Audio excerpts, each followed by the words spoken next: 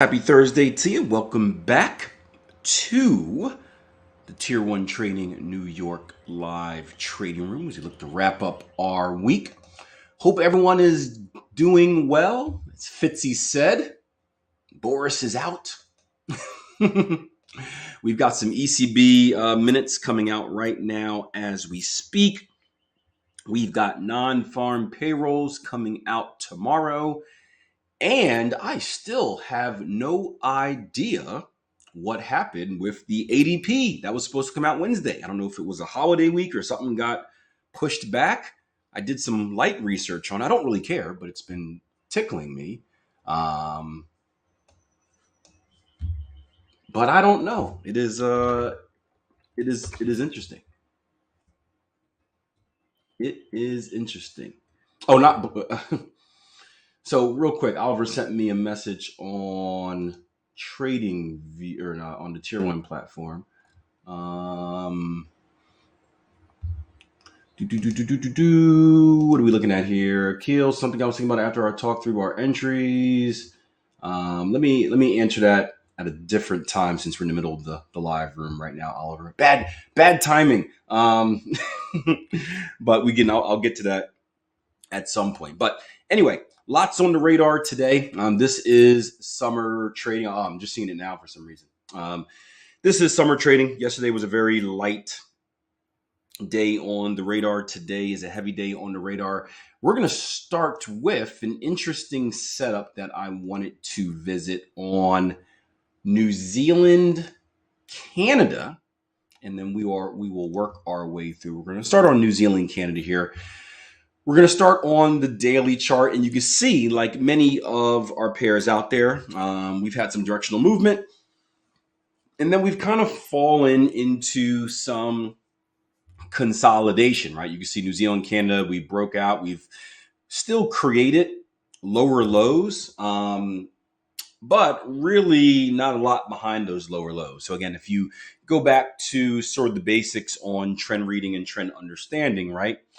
I'll give you guys a quick clue here. In a strong trend, do we want to see longer or shorter extensions? What would you guys say? Real quick, I hope I get a signal soon on the pound yen to the upside before Bojo resigns. Yep, in a strong trend, we want to see longer extensions. In a weak trend, we'll typically see shorter extensions, right? So you can see shorter extensions right here, signs of a weak trend for you guys that are familiar. This is starting to look like a falling channel, a falling wedge, essentially a loss of momentum patterns. We want to keep that in mind, kind of the bigger landscape of what's going on when we do our analysis. Just zooming out real quick to give you guys a perspective of where price is trading at, right? If we go down on the weekly, you can see that we did break and close below our lows here. So that is significant. But again, if you remember, we have overlapping lows as well. So this is why it's important to look left, right? If you're just looking at this first little segment here, you may be saying, oh my gosh, we've broken all-time lows, full bearish continuation, got to get short, got to get short, got to get short. You look a little bit left, you see, we're not as in the clear as we thought.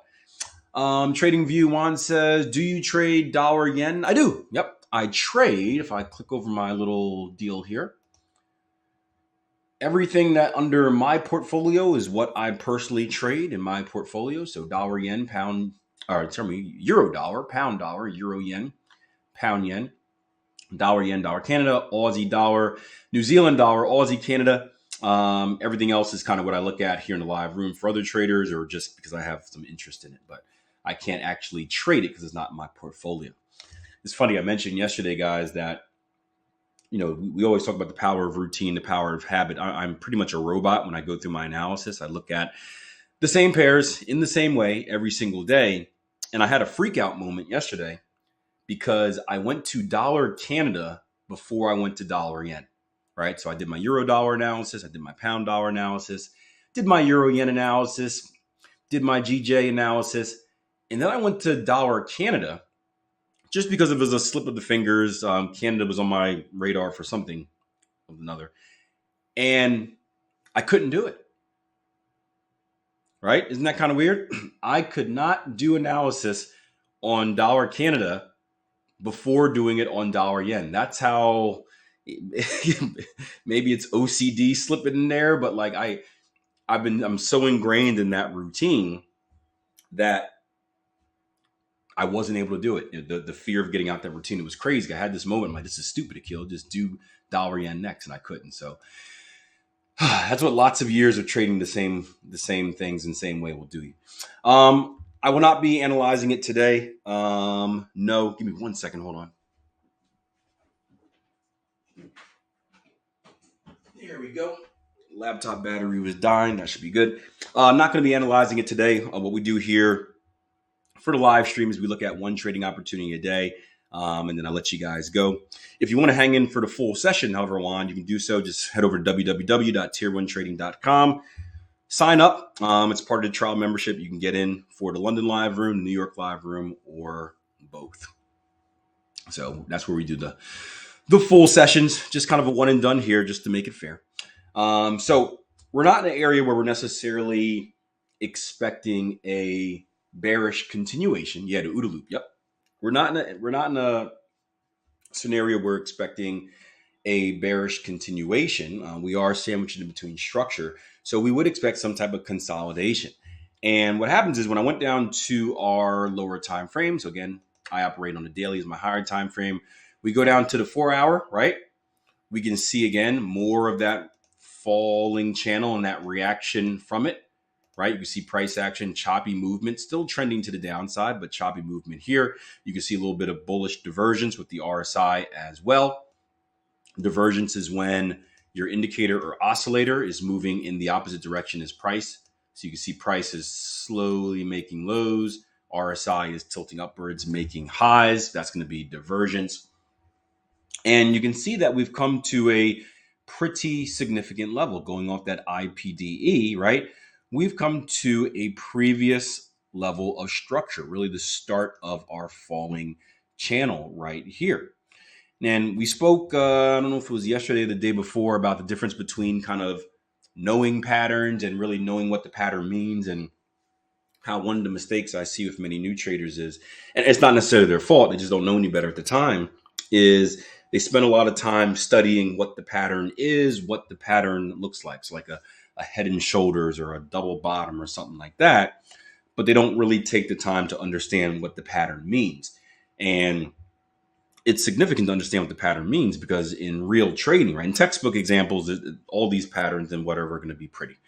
In real life, they are going to be very ugly. They are going to be very sloppy. There are going to be many patterns that are in that gray area where you're like, kind of like that. Like here, for example, here, is this a head and shoulders? Right.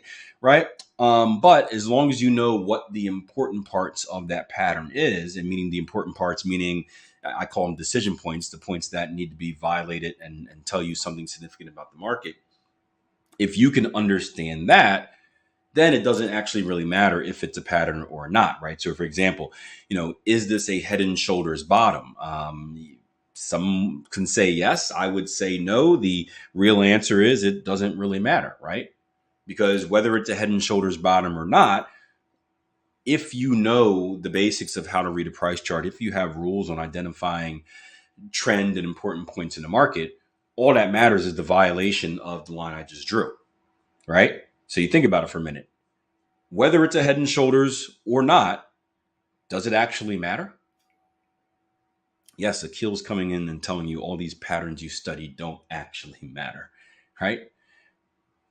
Yeah, it doesn't matter, right? You can argue, and it's funny because you'll see people argue all day about this stuff where it is one, it isn't one, it is one, it isn't one, and they're both on the same page. And it's like, well, we're both waiting for the same thing. Like we both need a violation of the neckline or that resistance line, if it's not a head and shoulder pattern for you, to look for the trade. So why are we wasting all this energy arguing? Now, again, there are benefits of knowing what the pattern is, right? You know how it operates and you know what it means. Or I'm not saying don't understand patterns, but don't just, study examples of what they look like. Understand what they actually mean and what data they actually provide you with. So What we're looking for here is if we get a violation of this line, my next expectation is that we would continue to this previous level of structure right here. Not only is this our next new structure low, but we're going to see, I would bet, some volume increases here as we kind of look left and get this consolidation. Let's just take out our volume profile real quick.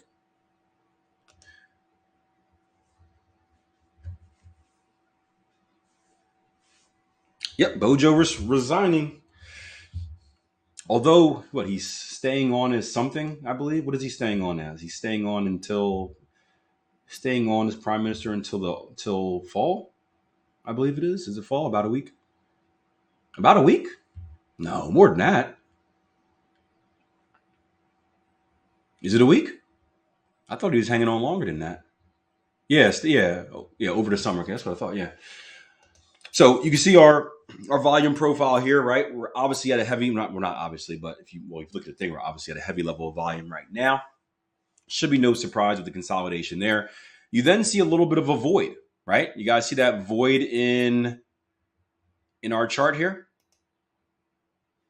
where we've got the spikes here, and then we kind of got this empty area before we get heavy again, right? So we should be able to continue through that line or continue through that void to that next level of structure. So the trade that's on the radar right here is a move from 80.50s or 80.60s, where we're trading at right now, to about 81.07s, 81 flat, so about 50 pips. Now, if we go down one more time frame, we're actually going to have another pattern formation that might be setting up. Again, ultimately, it doesn't really matter if it is or isn't, but this is going to be called an inverted head and shoulder. So basically, if someone were to take your head and push it inside of your body, that would be an inverted head and shoulder. Basically, something like this, where typically, right, head and shoulders tops come at the end of upward moves. Head and shoulders bottoms come at the end of downward moves. This is basically a head and shoulders bottom that comes at the end of an upward move. But again, the same result is you're looking for a break of this neckline as a continuation setup and a chance to continue higher. So decent opportunity on New Zealand, Canada here. Any questions from the live streamers before I close it down to today? Short one today. Yesterday I went on a big rant. I usually go on big rants. Most of these sessions I come in and I'm like, hey, we're going to do the live stream for 10 minutes. And then it ends up being 40 minutes because someone asked about gold and if they should get out of it. And inside joke there for you guys who are with us on a regular basis. But none of that today. Perhaps the trader has been taken out of the trade. Real quick, potential bat on the 1 hour, New Zealand Canada as well. So looking bigger picture, potential bat pattern setting up as well. If we take a look at this leg I just drew in and we make that our starting point, our X to our A. It's going to look like that. X to A to B, coming down to our 50% retracement, putting us on bat pattern alert. B to C, a retracement, not passing our A leg here. And then if we continue down to our 886, we would have a bullish bat pattern, which would be a buying pattern right down in this level, which comes at a very nice level of consolidation. My fear here is that we would do, what Aussie Canada did. And we may stop right before this bat and make your way back up. But you never know. So yeah, something else to add to the radar. Looks like a smaller one inside of here as well. If we were to go down one more time frame, perhaps you can identify it here. That's going to depend on your eyes. If the 15 is going to be a little bit easier for me, but another potential bat going to be close. X to A. And again, more proof, guys, when we're in consolidation, this is where you see these pattern formations start to form. Bobby said, yeah, I saw that earlier in the week on Aussie Canada. Yeah. Don't remind me, Bobby. Don't remind me. What was even worse for me is I front run by 5 pips. So it it technically hit where my orders were at, but I wasn't filled, right?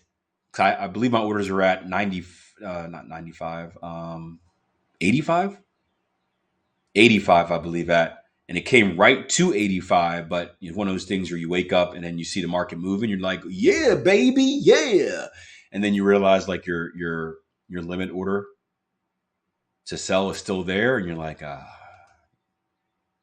okay, mm-hmm.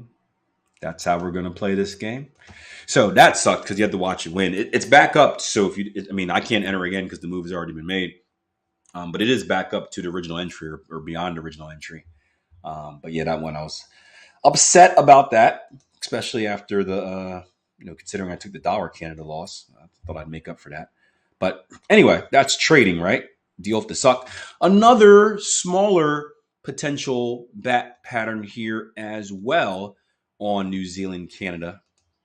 Looking at a bullish completion or a completion for a bullish bat down at basically 80.07s. So again, consolidation breeds pattern formations.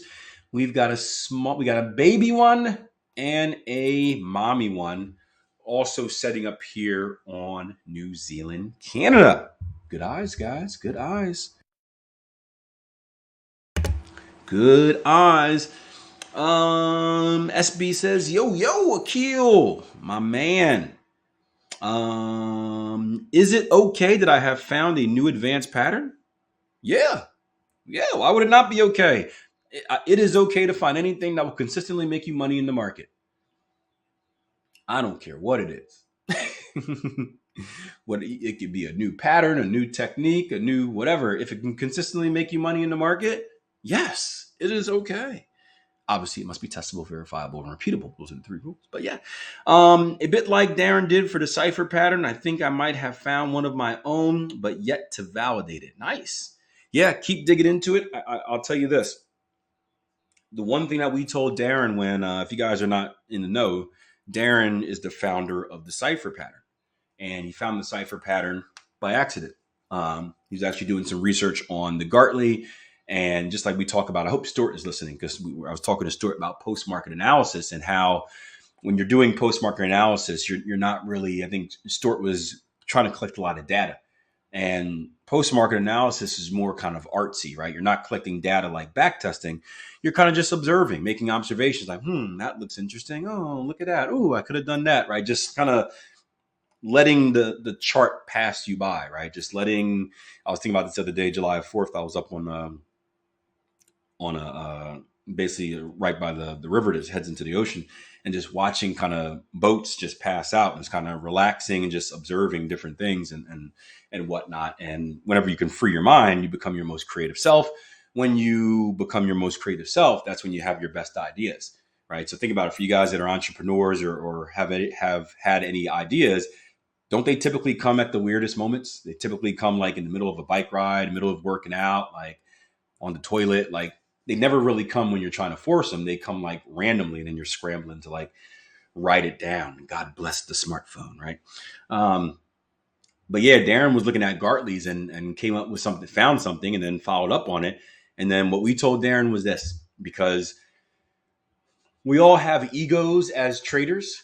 You could imagine the ego that you have when you find something that may be the first of its kind and you want to make it work because it is yours. We told Darren, look for losses. Go back and look for as many losses as you can. And it did chop his win percentage down by like 10-15%. But it still ended up being something, obviously, that was really good. So make sure you always look for losses first, because your mind is going to want it to win for many reasons. But yeah, that's pretty cool, man. Keep at it. Keep at it. Take your time. Kamani says, in this scenario, would I take both patterns? So here's the question I would have for you on this. Do either of the patterns have any effect on each other? Meaning, does the smaller pattern have any effect on the bigger pattern? Does the bigger pattern have any effect on the smaller pattern?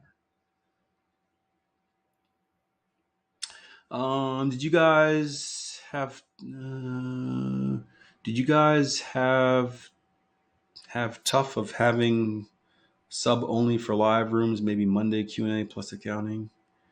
No, we don't break up our membership. It's just one membership and you get everything. So you can pay for a membership and only do those things and not take the courses. Yeah, that's fine. You can do whatever you want. But yeah, we're not in the business of kind of like, hey, pay this for this. Hey, pay that for that. It's like, here's what it costs to be on the platform. Take advantage of all of it. Take advantage of some of it. Whatever you want. So no broken down memberships or anything like that. We're traders first, business people second. So we're not trying to do any fancy business stuff. We're just trying to teach people how to trade. But yeah, so does one pattern affect the other guys? Does the smaller pattern have any effect on the bigger pattern? What would you guys say? Does the bigger pattern have any effect on the smaller pattern? Nope. So the smaller pattern has zero effect on the bigger pattern. Even if the small pattern wins, it doesn't invalidate the bigger pattern. If the small pattern loses, it doesn't fill the bigger pattern, so it has zero effect. The bigger pattern can't complete until after the small pattern is violated. So the bigger pattern has no effect on the smaller pattern. So yeah, as long as it's within your plan, right? If you can trade both of these patterns, then yeah, take them both. There's no need to sit out one in hopes or a fear of the other one doing something. There are some patterns that happen, overlapping or underlapping patterns, but these two would have zero effect on each other. So no need to fear. A lot of people interested in the super secret pattern. I was already on the platform, but the sub is a little high. The sub is a little bit high for the live sessions. Yeah.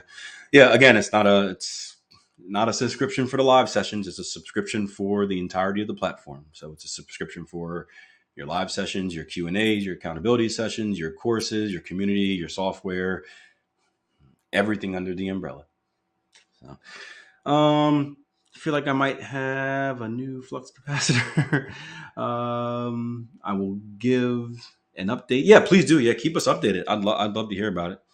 And any help you need with it, if you get stuck, just reach out and let me know. We got our live room traders in here licking their chops, which I think I'm not supposed to say that. I think that means something else across the pond. Someone told me that once, but they're licking their chops at the potential pattern. I feel like I said something bad again. Don't cancel me. All right, we'll get you guys out of here soon. In this case, no, because the completion points are far away, but thinking of a situation where the completion points are close, well, we would need to see that unique situation to answer that question. So I can't answer a question when I'll say, if you have two patterns that are within each other, then you'd have to choose one. Well, I guess you have scenarios. You can choose one, you can choose neither, or you can choose both. And that must be a rules-based decision. So, all right, I'll get you guys out of here. As always, live streamers, do me a favor.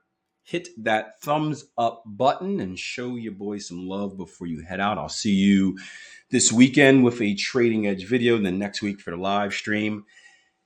New York live rumors. I've got a big list today, but of course, I'm going to ask you if there's any place you guys want to